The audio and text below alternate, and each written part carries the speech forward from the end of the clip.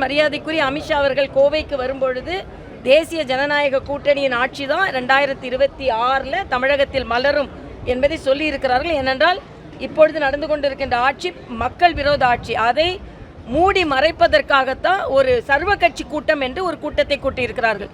தெளிவாக மறுசீரமைப்பில் தமிழகத்தில் உள்ள பாராளுமன்ற இடங்கள் குறையாது என்று உள்துறை அமைச்சர், மத்திய உள்துறை அமைச்சர் சொன்னதற்கு பிறகும் எங்களுக்கு நம்பிக்கை இல்லை என்று சொன்னால் என்ன அர்த்தம்?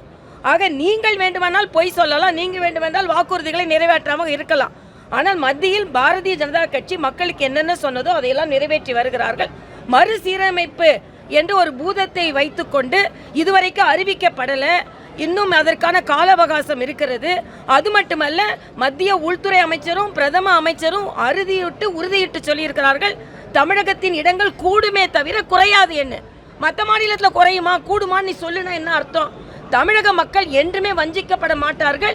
இவர்களை விட தமிழக மக்கள் மீது மரியாதைக்குரிய பாரத பிரதமர் அன்பு வைத்திருக்கிறார். திமுக மாடல் அரசு, திராவிட மாடல் அரசு இங்கே பாலியல் குற்றங்கள், கொலை கொள்ளைகள், மக்களுக்கு வேண்டிய நிறைவேற்றப்படாத வாக்குறுதிகள் இவற்றையெல்லாம் மறைப்பதற்கு ஒரு சர்வ கட்சி கூட்டம். இந்த கூட்டம் எங்களுக்கு தேவையில்லை என்பதைத்தான் மாநில தலைவர் அண்ணாமலை புறக்கணித்திருக்கிறார். நாங்கள் தமிழகம் முழுவதும் இருமொழி கொள்கையை வேண்டும் என்று சொல்கிறார்கள்.